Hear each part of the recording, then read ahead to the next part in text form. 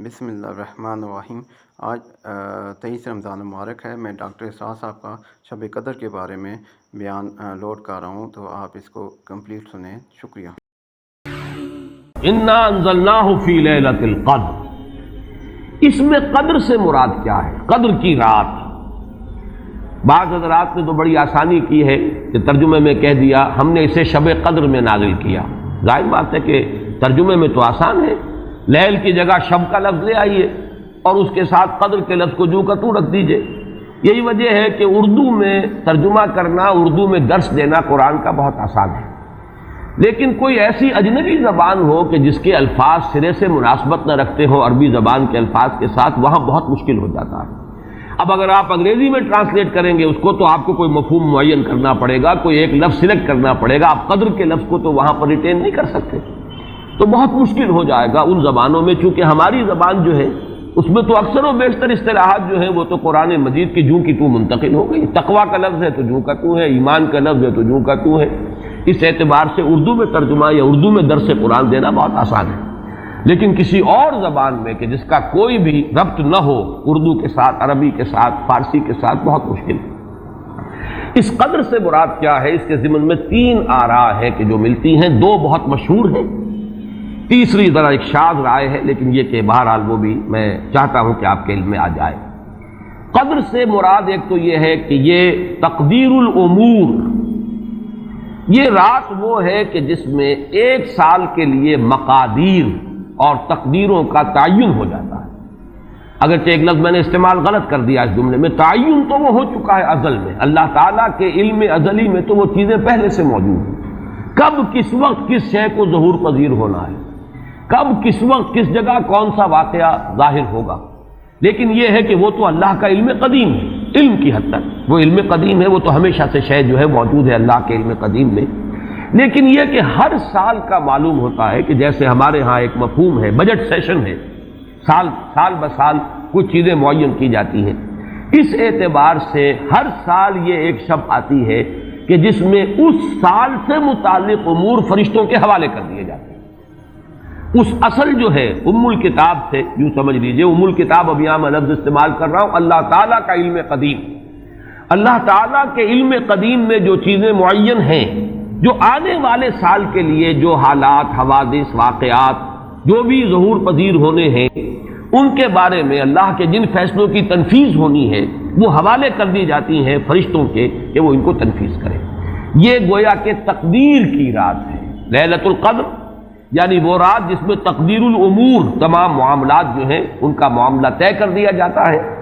اور اس کی تائید ہوتی ہے وہ سورہ دخان کی آیت سے فیہا یفرق کل امر حکیم، اور اس آیت میں جو لفظ آیا وہ بہت پیارا آیا، یفرق۔ اس رات میں ہر بات جو پختہ ہے وہ جدا کر دی جاتی ہے۔ فرق کے معنی جدا کرنا،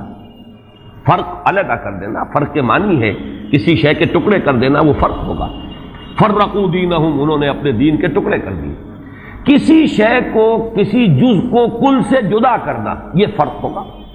تو معلوم ہوا فیہا یفرق کل امر حکیم۔ میں آج سوچ رہا تھا تو انگریزی کا ایک لفظ بہترین ذہن میں آیا، ایشو ہو جانا، ایک شے ایشو کر دی جاتی۔ اب یہ آرڈرز ایشو ہو گئے، طے ہیں علم قدیم میں، اللہ تعالیٰ کا وہ علم قدیم جو ازلی ہے اس میں تو وہ چیزیں ہیں، لیکن اس سال کے لیے وہ آرڈرز ایشو کر دیے گئے۔ فیہا یفرق کل امر حکیم امرا من عندنا، ہمارے پاس سے ان معاملات کا معاملہ جو ہے فیصلہ ہوتا ہے، کوئی اور طاقت نہیں ہے فیصلہ کرنے والی، وہ فیصلے ہمارے ہی ہیں، ہمارے ہی پاس سے وہ فیصلے جو ہیں صادر ہوتے ہیں۔ لیکن یہ کہ اس شب میں لیلہ مبارکہ اسے کہا گیا، انا انزلناہ فی لیلۃ مبارکۃ انا کنا منذرین فیہا یفرق کل امر حکیم امرا من عندنا انا کنا مرسلین، وہ ہمارے پاس سے وہ فیصلے جو ہیں وہ صادر ہو کر اور حوالے کر دیے جاتے ہیں۔ گویا کہ آپ جیسے کہتے ہیں آرڈر ایشو ہو گئے، آپ کے تبادلے کے یا آپ کی ترقی کا جو حکم ہے ایشو ہو گیا۔ تو یہ گویا کہ یہ 1 سال کا معاملہ، اور اس کے ساتھ ہی نوٹ کر لیجئے قرآن حکیم میں معلوم ہوتا ہے کہ اللہ تعالیٰ کے ہاں سے یہ فیصلے جو ہیں قضاء و قدر کے، اور جو بھی اللہ کے احکام ہیں ان کی تنفیذ، تدبیر امر، اس کے لیے بھی کئی لیولز معین ہیں۔ چنانچہ سورہ سجدہ میں جو فرمایا گیا ہے وہ تو یہ ہے کہ 1000 سال کا معاملہ طے ہو جاتا ہے. یدبر الامر من السماء الى الارض ثم يعرج الیہ فی یوم کان مقدارہ 1000 سنۃ مما تعدون. تمہاری تعداد اور تمہاری گنتی اور تمہارے حساب اور تمہاری تقویم سے جو 1000 سال بنتے ہیں، اللہ تعالیٰ کی تدبیر امر اس کے حساب سے ہوتی ہے، اور پھر اس کی تکمیل کے بعد پھر ملائکہ جو ہے اس کی جو رپورٹ ہے وہ لے کر اللہ تعالیٰ کے حضور میں حاضر ہوتے ہیں. یہ کہا جا سکتا ہے کہ جیسے ہم یہ سمجھتے ہیں کہ 7 آسمان ہیں، ان 7 آسمانوں کے ساتھ اللہ تعالیٰ کا یہ جو تدبیر امر کا معاملہ ہے کہ جو سمائے دنیا ہے اس پر وہ سالانہ ایشو ہو رہے ہوں احکام قضاء و قدر کے، اور وہی ہے کہ جو پھر اس سال کے دوران ان کی تنفیذ ہو جاتی ہے. اور اگر اس سے آگے 100 برس کی کوئی پلاننگ ہے تو وہ دوسرے کہیں آسمان پر ہو، اور اس سے اوپر اگر کوئی 1000 برس کی پلاننگ ہے تو وہ اس سے کہیں اوپر کے آسمان پر ہو، اور اگر اس سے اوپر 10,000 برس کی کوئی پلاننگ ہے تو اس سے اوپر کے آسمان پر ہو. یہ سارے معاملات عین ممکن ہیں. یہ عالم امر کی وہ باتیں ہیں جن کو صحیح طور پر سمجھنا ہم صرف اشارات کے حوالے سے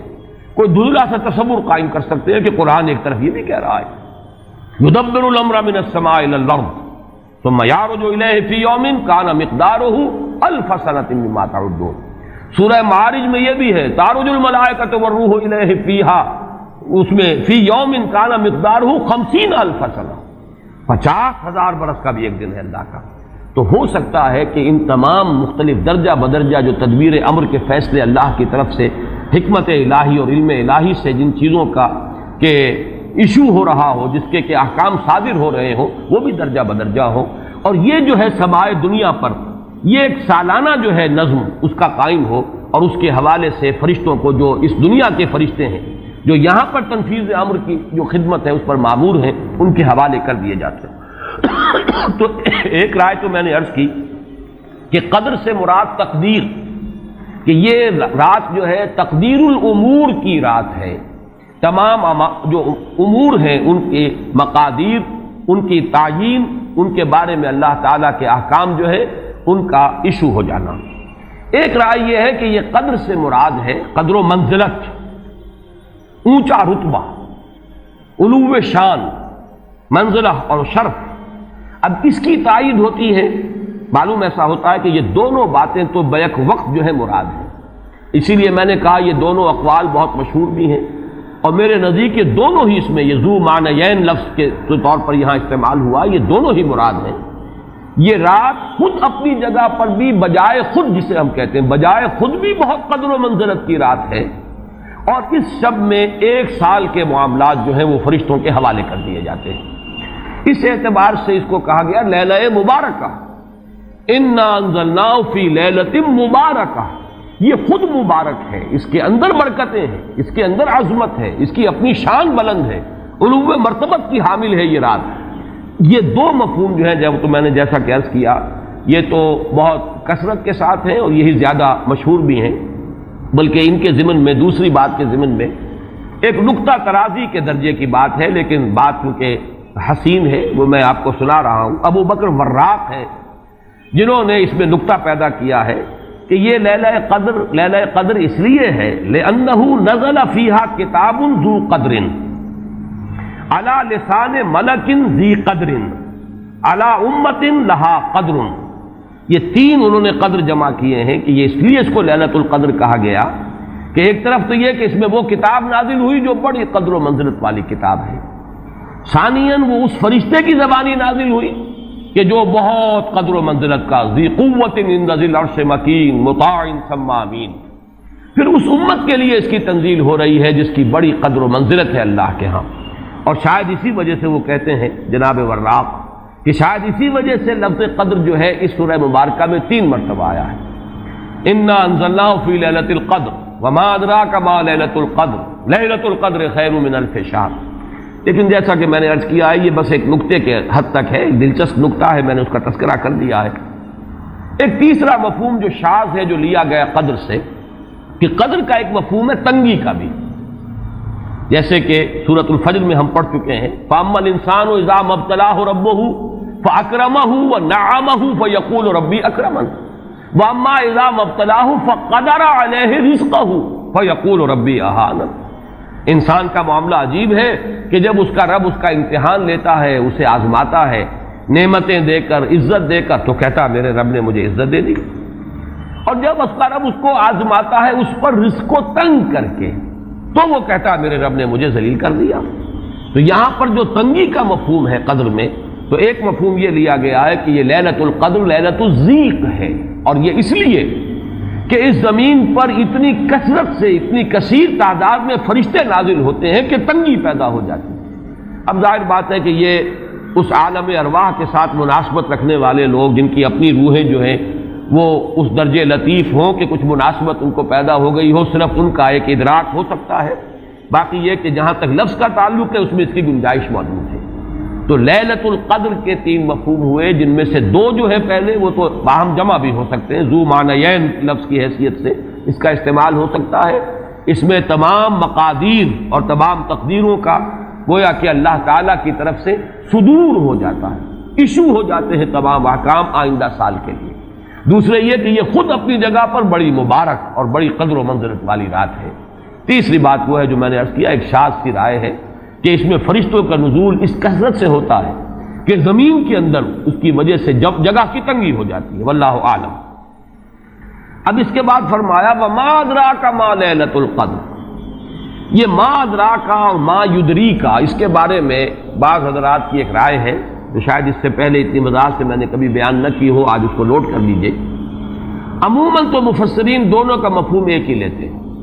یعنی آپ کو کیا معلوم، آپ کو کس نے بتایا، گویا کہ نفی ہے کہ آپ کا اندازہ نہیں ہو سکتا کہ وہ کیا شے ہے، وہ لیلۃ القدر کی عظمت کیا ہے۔ لیکن بعض حضرات نے یہ فرق کیا ہے کہ جب یہ فعل ماضی میں آتا ہے وما ادراک،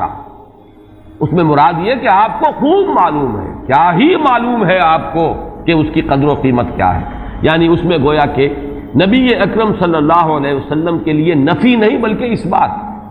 القارعہ وما ادراک ما القارعہ، القارعہ ما القارعہ وما ادراک ما القارعہ، گویا کہ اس بات ہوتا ہے کہ آپ کو خوب معلوم ہے کہ قارعہ کیا ہے۔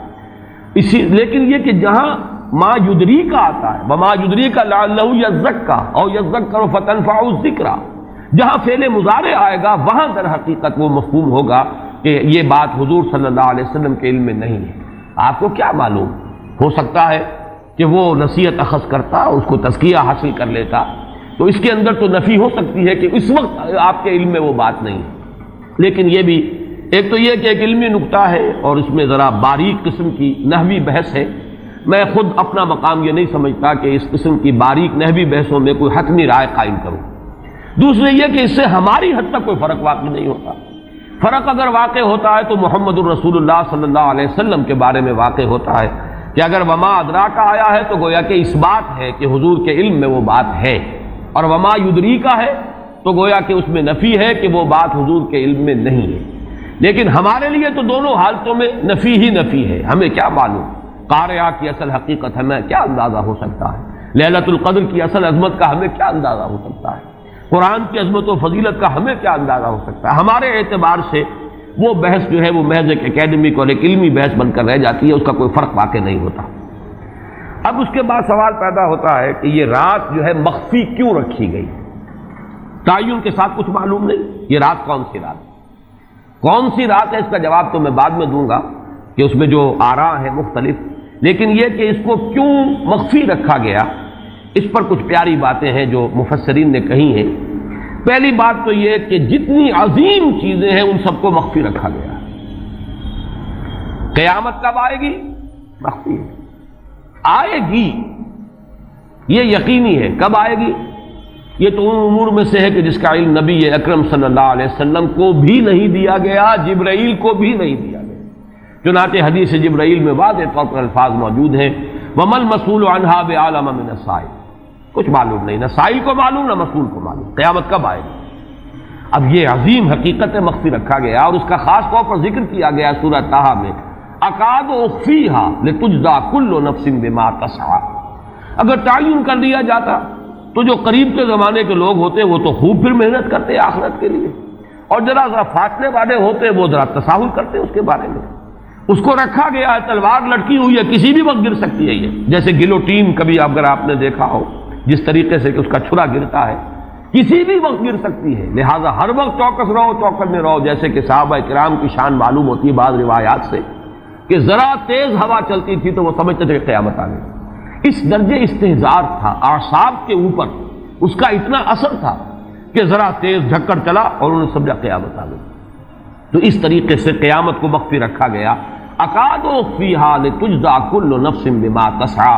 نہ آج سے 100 برس پہلے والوں کو معلوم تھا کہ قیامت کب آئے گی، نہ آج والوں کو معلوم ہے، نہ اگر ابھی دنیا کی عمر ہے ابھی 100 برس اور تو قیامت سے ایک دن پہلے بھی شاید یقینی طور پر معلوم نہ ہو سکے کہ کل قیامت آ رہی ہے، تاکہ ہر وقت جو ہے امتحان اتنا ہی شدید رہے، اتنا ہی کڑا امتحان رہے ہر ایک کے لیے۔ لتجزا کل نفس بما تجزا بما تسعی، تاکہ ہر ذی نفس کو بدلہ ملے اس کی سعی کے مطابق۔ اسی طریقے سے موت کا وقت معلوم نہیں، وما تدری نفس بأی ارض تموت، کہاں موت آئے گی کچھ معلوم نہیں، کہاں موت آئے گی، کب موت آئے گی کچھ معلوم نہیں۔ اسی طرح نوٹ کیجئے صلاۃ وسطیٰ، حافظوا علی الصلوات والصلاۃ الوسطیٰ معین نہیں ہے، اس کے لیے آراء اگرچہ ہے، اکثر آراء جمع ہو گئی ہیں صلاۃ العصر کے بارے میں، لیکن تعین سے حتمی طور پر نہیں کہہ سکتے۔ یہ رائے بھی ہے کہ کوئی بھی معین نہیں، تمام نمازیں جو ہیں وہ صلاۃ وسطیٰ کے حکم میں ہیں۔ بہترین نماز، کوشش کرو کہ پوری محافظت کرو، صرف نماز کی نہیں، بہترین نماز کی، ہر نماز تمہاری بہترین نماز ہونی چاہیے، ہر روز روز عید ہو، ہر شب شب برات۔ اگر اللہ تعالیٰ کے ساتھ کوئی قلبی ربط ہے تو ہر دن جو گزر رہا ہے وہ روز عید ہے، اور ہر شب جو گزر رہی ہے وہ شب برات ہے۔ لیکن اگر وہ کہ انسان کو غفلت اس کے قلب پر طاری ہے تو وہ عید کا دن بھی اس کے لیے ایک عام دن ہے، اور شب برات بھی اس کے لیے ویسی ہی ایک رات ہے جیسی کہ ہر روز آتی ہے اور چلی جاتی ہے۔ اس اعتبار سے اس کو بھی خاص جو ہے معین نہیں کیا گیا صلاۃ وسطیٰ کون سی ہے۔ اسی طرح بعض روایات میں جو آتا ہے اسم اعظم، اللہ کا ایک نام ایسا ہے کہ اس کے واسطے سے اللہ سے جو بات مانگی جائے وہ رد نہیں ہو، لیکن وہ کون سا نہیں بتایا گیا۔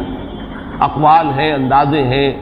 حی و قیوم پر زیادہ، الحی القیوم پر زیادہ لوگوں کا جو ہے وہ اجماع ہوا ہے، لیکن یہ کہ یقین سے نہیں کہہ سکتے۔ تو اسی میں اس کو بھی نوٹ کر لیجئے کہ اس کو مخفی رکھا گیا ہے لیلۃ القدر کو۔ لوگ زیادہ سے زیادہ محنت کریں، زیادہ سے زیادہ مشقت کریں،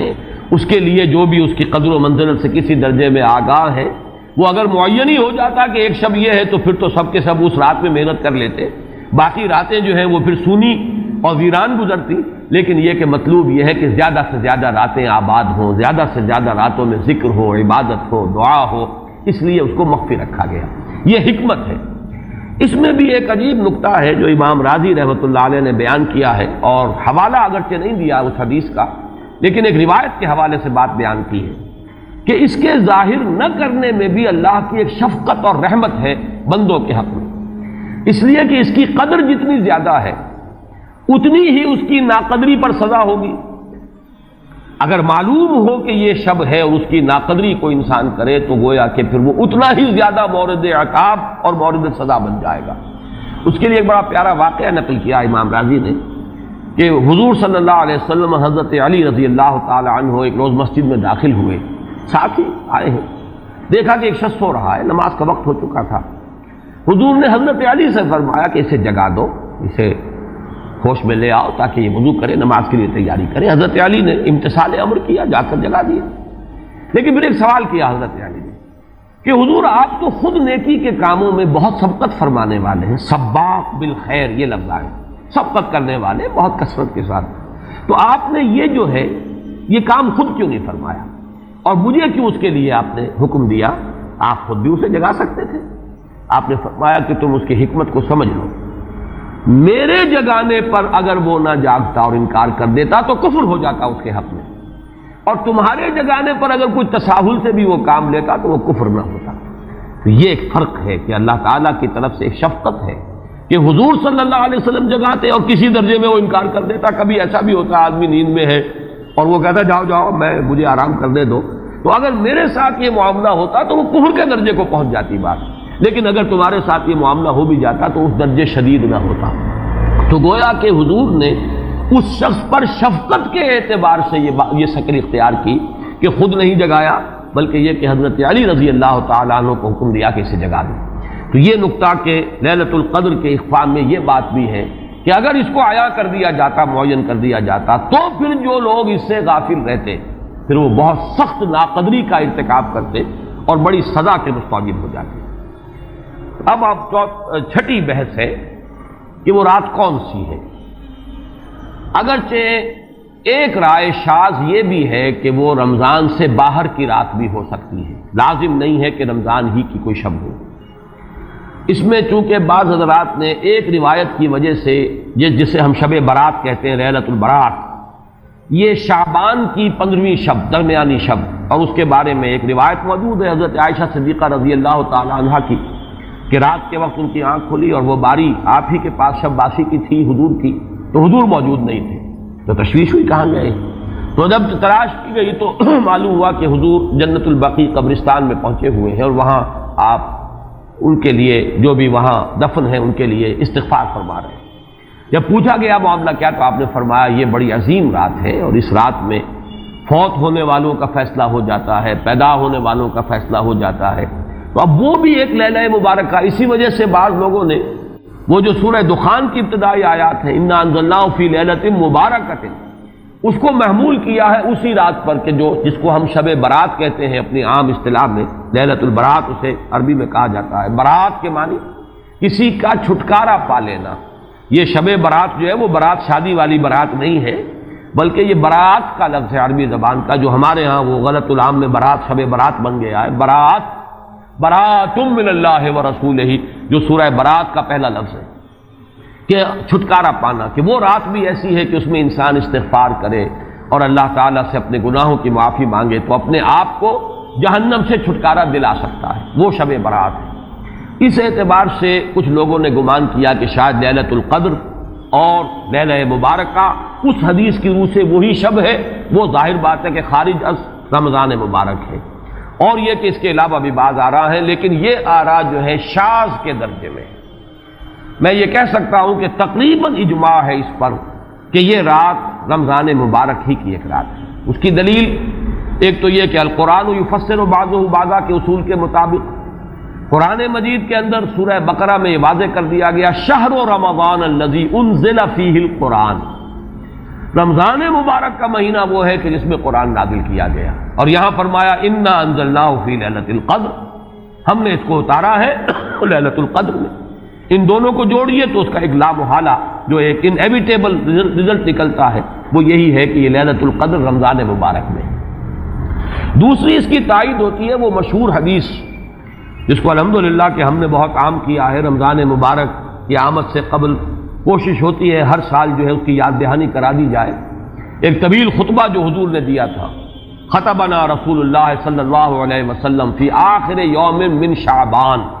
یہ حضرت سلمان فارسی رضی اللہ تعالیٰ عنہ سے مروی ہے کہ حضور نے شعبان کے آخری دن ہمیں خطبہ ارشاد فرمایا،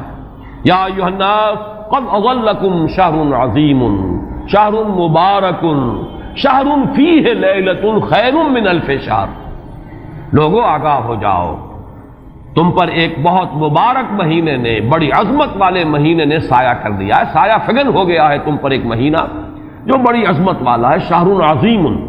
جو بڑی برکت والا ہے، شہر مبارک، اور تیسرا جملہ اس میں یہی ہے شہر فیہ لیلۃ خیر من الف شہر، وہ مہینہ کہ جس میں ایک رات وہ بھی ہے کہ جو 1000 مہینوں سے افضل ہے۔ ان دونوں چیزوں کے حوالے سے تقریباً دلائل بھی موجود ہیں، اور ویسے یہ کہ جیسا کہ میں عرض کر چکا ہوں اجماع ہے کہ یہ رمضان مبارک ہی کی ایک شب ہے۔ لیکن رمضان مبارک کی کون سی شب ہے، اس پر بعض مفسرین نے تو لکھا ہے کہ 40 قول ہیں۔ چنانچہ صاحب تفسیر مظہری قاضی ثناء اللہ پانی پتی نے، میں نے وہ تفصیل تو نہیں پڑھی، کہ 40 قول نقل کیے، لیکن امام راضی نے جو 9 قول نقل کیے ہیں وہ میں تیزی کے ساتھ آپ کو سنا دیتا ہوں۔ ابن رزین رحمہ اللہ کا قول یہ ہے کہ رمضان کی پہلی شب ہے۔ حضرت حسن بصری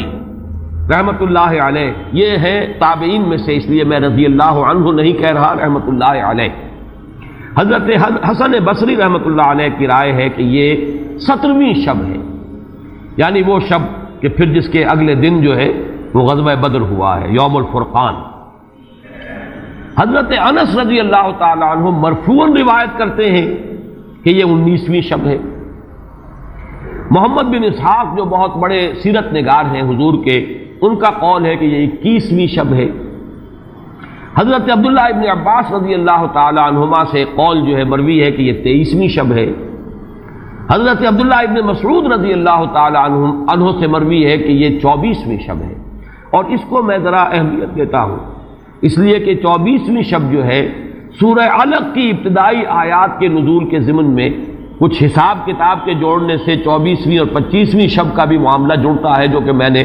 آپ کو سورہ علق کے درس کے دوران بتایا تھا۔ اس کے بعد حضرت ابو ذر غفاری رضی اللہ تعالیٰ عنہ کا قول ہے کہ یہ 25ویں شب ہے۔ اس کے بعد حضرت ابی ابن کعب رضی اللہ تعالیٰ عنہ کا قول ہے، یہ وہ ہے جن کو کہ حضور نے خود فرمایا کہ اقرأہم ابی ابن کعب، قرآن مجید کے سب سے بڑے قاری حضرت ابی ابن کعب ہیں رضی اللہ تعالیٰ عنہ، اور ان کے بھی سینے پر آپ نے تھپکی دی تھی کہ ایک سوال کیا آپ نے کہ سب سے عظیم سورت کون سی ہے،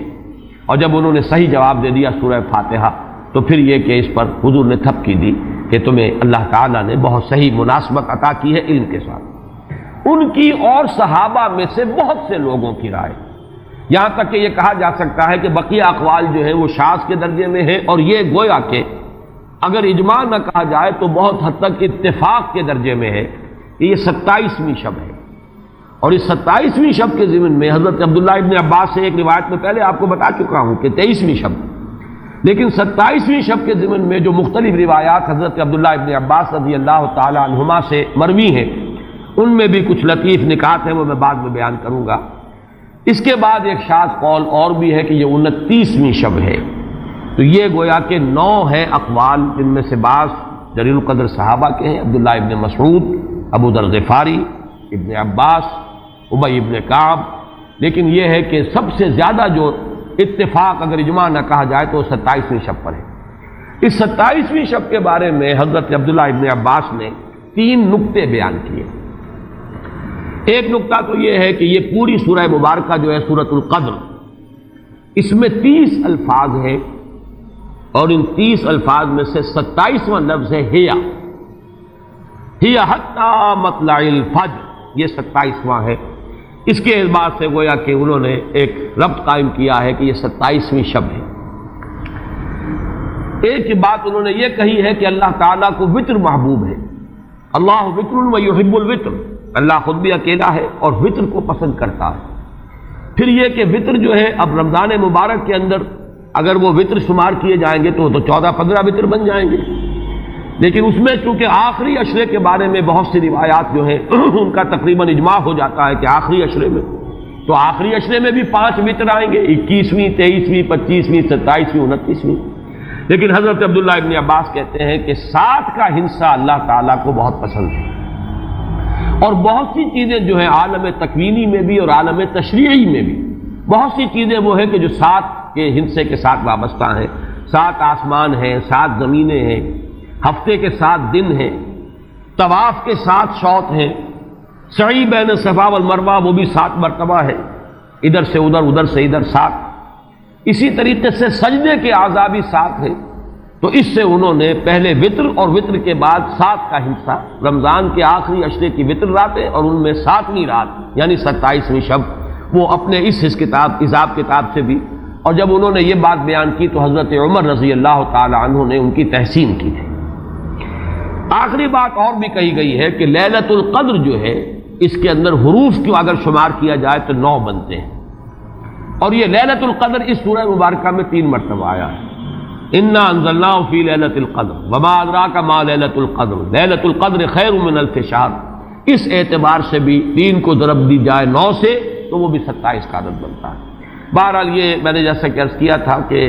ان کا کوئی تعلق نہ صرف سے ہے، نہ نحو سے ہے، نہ روایات سے، لیکن بہرحال حضرت عبداللہ ابن عباس کا ایک ذوق ہے،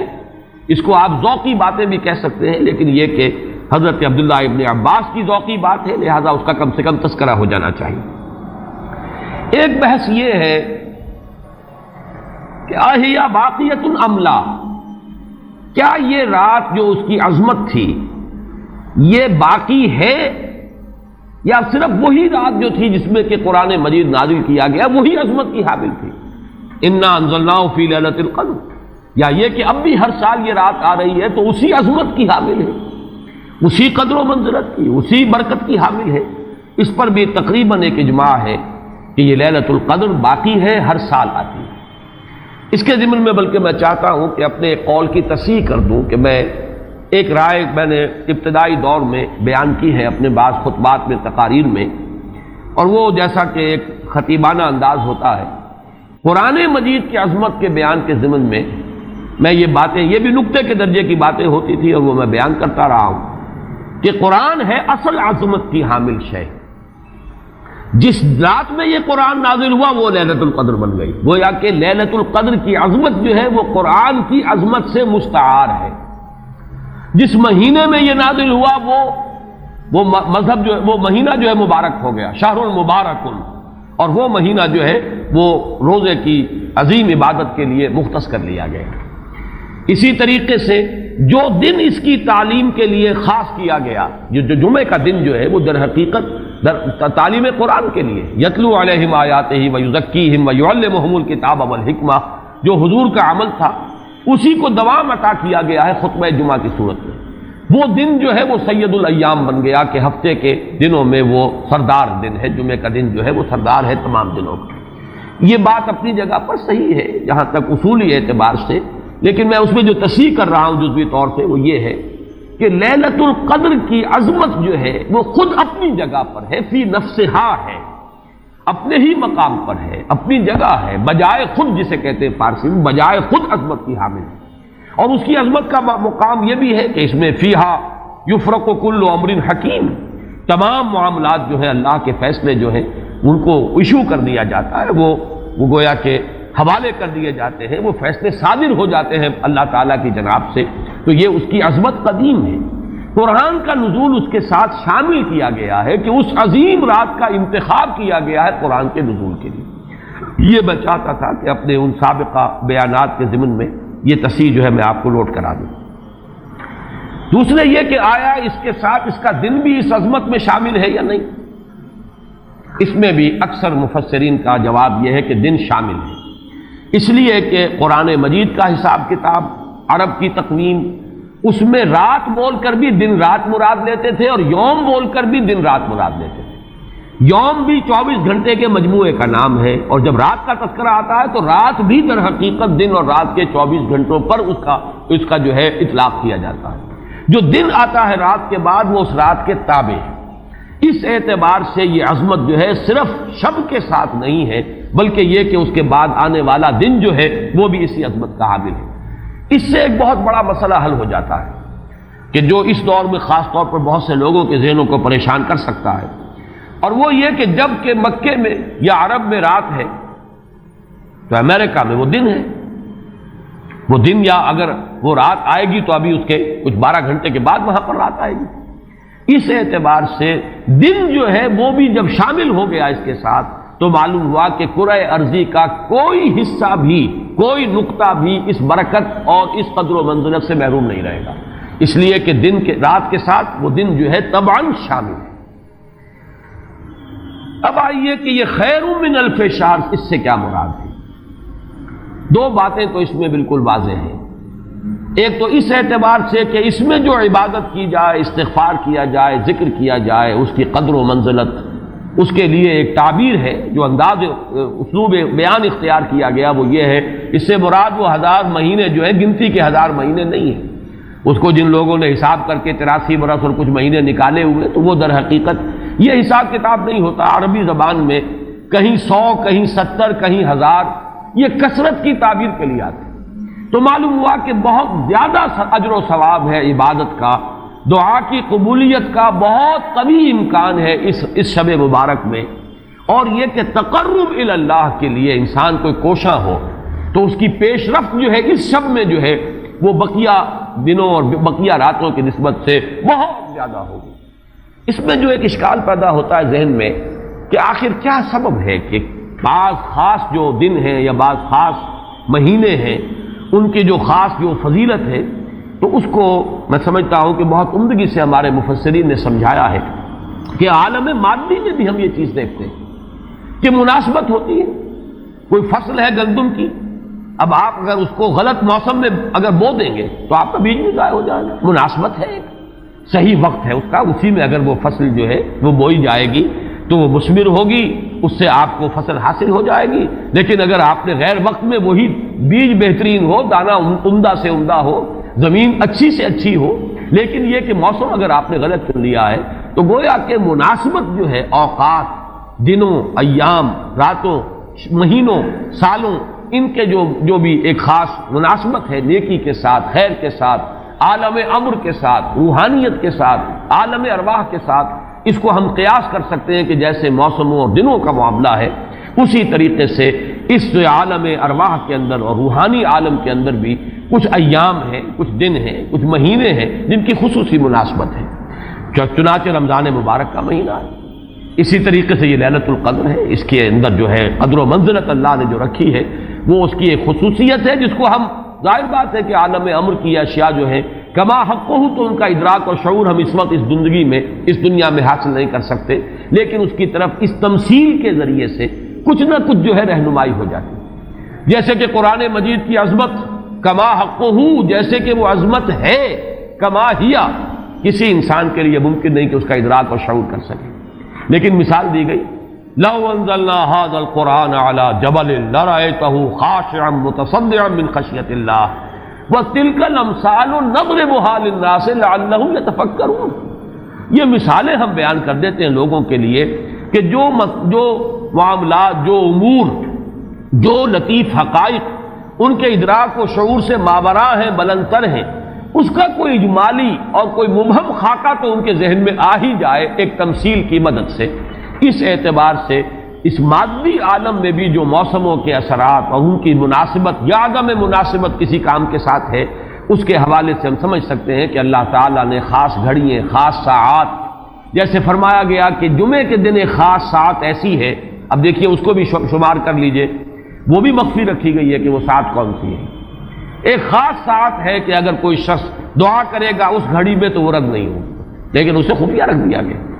بعض حضرات کے خیال میں دونوں خطبوں کے درمیان جو وقت ہو جبکہ امام بیٹھتا ہے، یہ وقفہ ہے وہ خاص ساعت۔ بعض حضرات کے نزدیک وہ نماز کے ادا ہونے سے لے کر عصر تک کا وقفہ ہے، لہذا بہت سے حضرات کو آپ نے دیکھا ہوگا کہ وہ جمعے کے روز نماز جمعہ ادا کرنے کے بعد سے عصر تک مسجد میں قیام کرتے ہیں، ذکر اور تلاوت اس میں مشغول رہتے ہیں۔ بعض حضرات کے نزدیک اس سے مراد ہے اذان ہونے سے نماز کے ادا ہو جانے تک، اذا نودی للصلاۃ من یوم الجمعۃ فاسعوا الی ذکر اللہ وذروا البیع اور فاذا قضیت الصلاۃ فانتشروا فی الارض، ان دونوں کے مابین جو وقت ہے وہ گویا کہ اس کا، لیکن اس کو بھی مخفی رکھ دیا گیا۔ وہ جو میں نے کچھ لسٹ گنوائی تھی کہ عظمت والی چیزوں کو اللہ نے چھپایا ہے، اسے مخفی رکھا ہے، اسی میں اس کو بھی شامل کر لیجئے کہ ایک گھڑی ہے جمعے کے دن، ایک وقت ہے، ایک ساعت ہے، اس میں جو دعا کی جائے قبول ہو جائے گی۔ اسی طریقے سے یہ لیلۃ القدر ہے، اسی طریقے سے اور مختلف چیزیں۔ تو لیلۃ القدر خیر من الف شہر تنزل الملائکۃ والروح فیہا باذن ربہم من کل امر، نازل ہوتے ہیں فرشتے اور الروح، اگرچہ الروح کے بارے میں اس کا مصداق کیا ہے بہت سے اقوال ہیں، لیکن یہاں پر اکثر و بیشتر مفسرین جو ہے متفق ہیں کہ یہاں مراد حضرت جبرائیل علیہ الصلوۃ والسلام، فرشتوں میں ان کے چونکہ ایک خاص مقام ہے، بہت اونچا ان کا مقام ہے،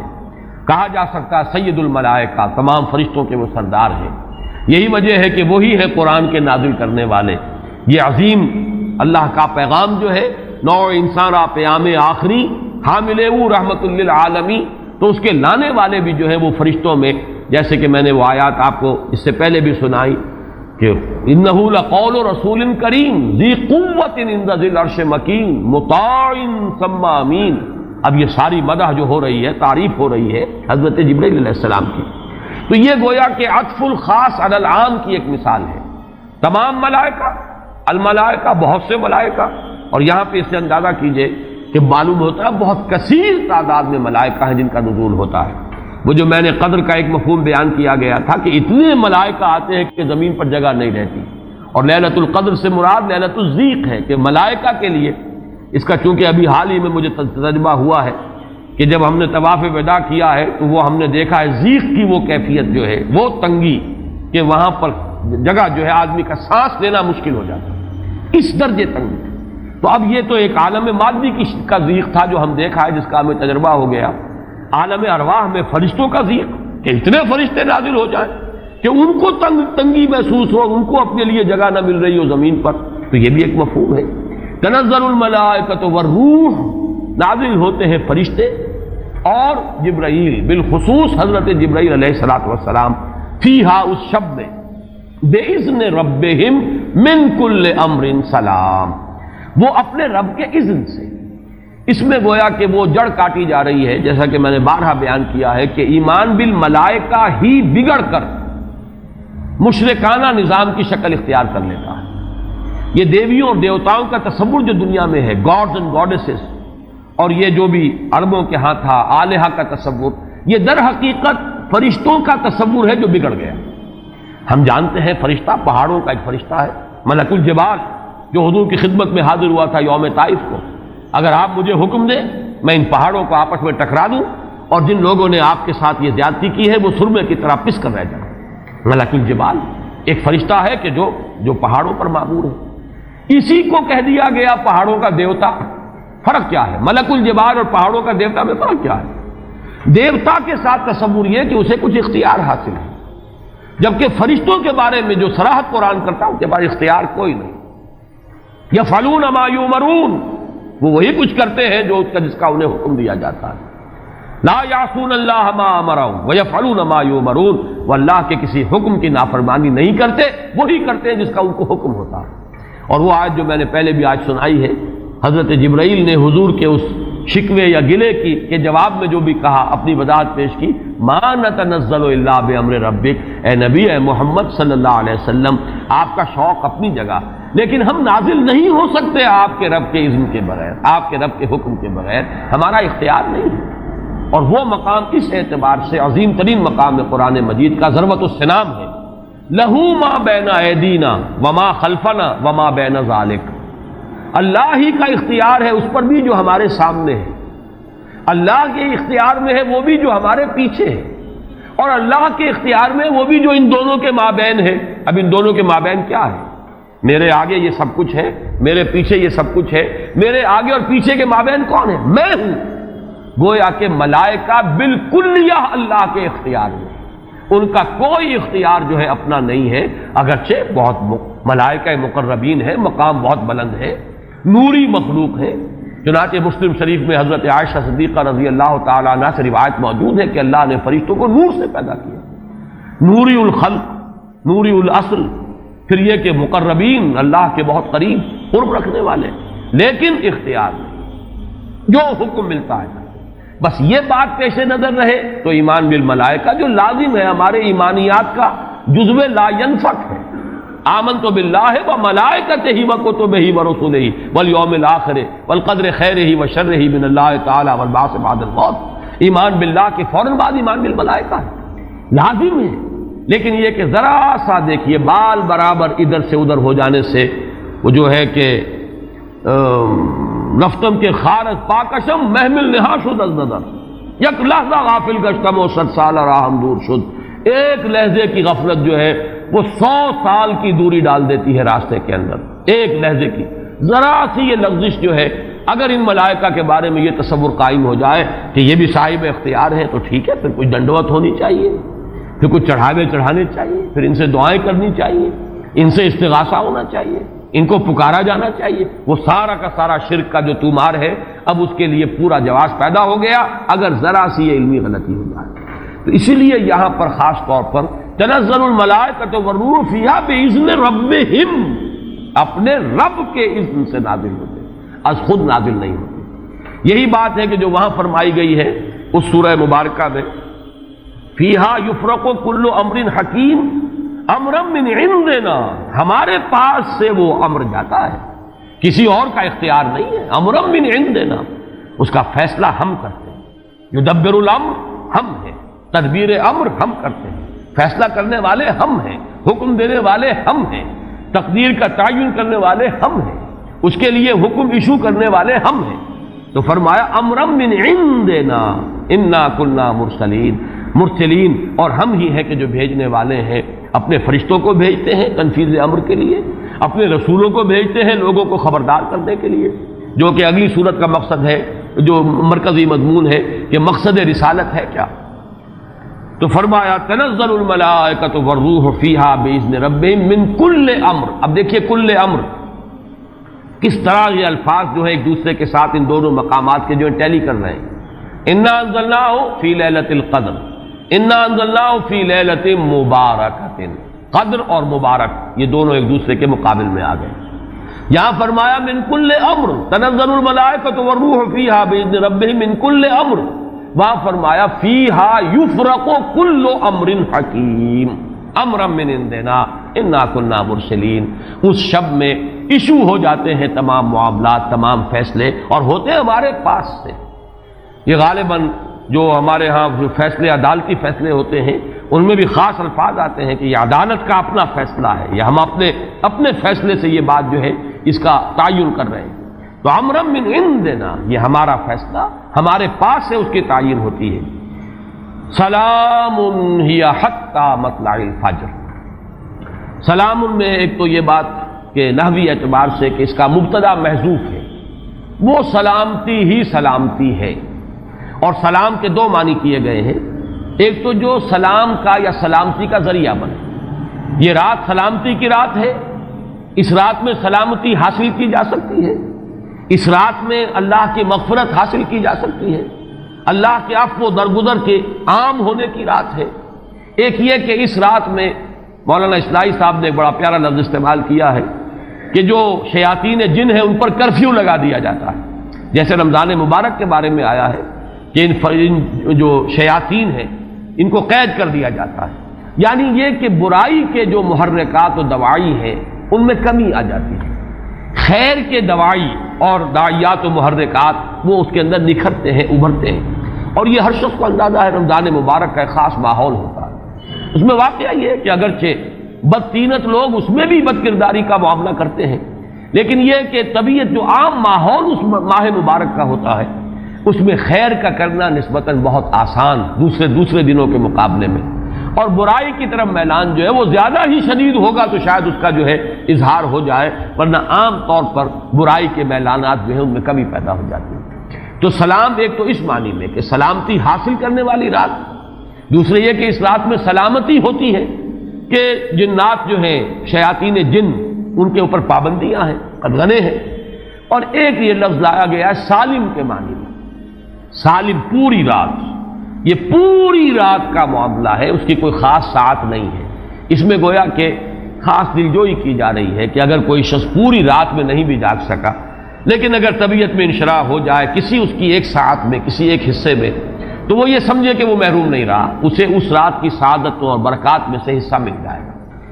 ہی حتی مطلع الفجر. اور یہ رات جو ہے یہ فجر کے طلوع ہونے تک یہ برکات کا نزول، فرشتوں کا نزول، خیر و سعادت، سلامتی کا حصول، یہ تمام چیزیں جو ہیں اس رات کے آخری جو سرحد ہے مطلع الفجر، طلوع فجر تک یہ تمام کیفیات برقرار رہتی ہیں. اللہ تعالی ہم سب کو یہ لیلہ قدر اور لیلہ مبارکہ جو ہے اس کی برکات سے اور اس کی قدر و منزلت سے اور اس کے خیرات و حسنات سے متمتع ہونے کی توفیق عطا فرمائے. بارک اللہ لی و لکم فی القرآن العظیم و نفعنی و ایاکم بالآیات والذکر.